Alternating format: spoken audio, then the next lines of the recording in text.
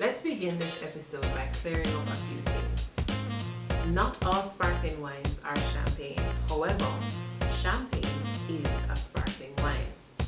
This week's episode will be discussing sparkling and sweets, exploring the different types of bubbly and the styles used by winemakers. So, pour yourself a glass and let's get down to business.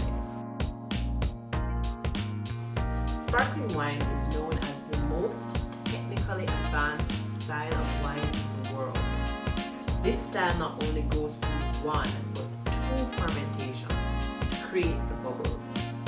Most quality sparkling wines are made using one of two methods, bottle fermenting methods or the tank method. Let's talk about bottle fermentation methods, the traditional and the transfer. So the traditional method is arguably the most appreciated method for sparkling wine production. The most important facet of the traditional method is the transformation from a still wine to a sparkling wine, which occurs entirely inside the bottle. Earlier, we started off by clearing up some things, but if you are still lost, here is what we are addressing. When this method is employed in the production of sparkling wines from Champagne, France, then yes, we can call it champagne. There are other types of wines that use this method. So these are the Cava, like our fresh neck here, and French Romance, for example. The grapes that are used are usually a bit younger and are picked and fermented into a dry wine. The various base wines are then blended into what the French call which is a final sparkling wine blend. Yeast and sugars are added to start the second fermentation, and wines are then bottled. During the second fermentation, the process creates CO2, which is trapped inside the bottle. The CO2 gas provides the carbonation, the sparkle. The yeast dies in a process and remains in the bottle, and these are called the lees. This slow fermentation is followed by a period of aging, during which the lees slowly release flavors into the wine. This process could last for a number of months or even years.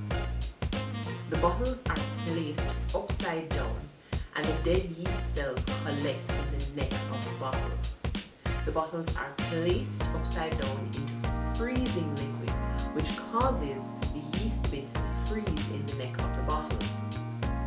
The crown cap is then popped off momentarily, which allows the frozen chunk of lees to shoot out of the pressurized bottle. A mixture of wine and sugar, called exposition liqueur, is then added to fill the bottles, and then bottles are corked, wired, and labeled. Now, let's look at the transfer method. This method is similar to the traditional method, except that the bottles are emptied into a pressurized tank and sent through pressurized filters to remove the dead yeast bits.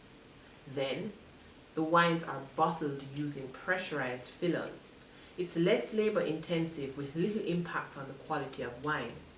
This method is common in areas like New Zealand and California.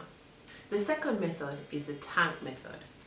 The difference between the tank method and the traditional method is base wines are added together with the sugar and yeast mixture into a large tank and not into individual bottles. During the second fermentation, the CO2 released causes the tank to pressurize, after which wines are then filtered, dosed, and bottled without aging. The character of tank method sparkling wines, like Prosecco, have a much more freshly made character with stronger yeasty flavors. Let's move on over to our sweet wines.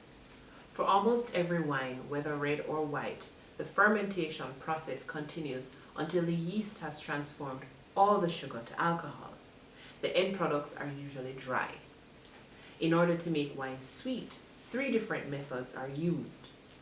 You can interrupt the fermentation, add a sweet component to the blend, or use the concentration of sugars in the grapes used to make the wine. There you have it, a quick rundown on how your sparkling and sweet wines are made. Join us next week for another episode of Wine 101. Happy sipping!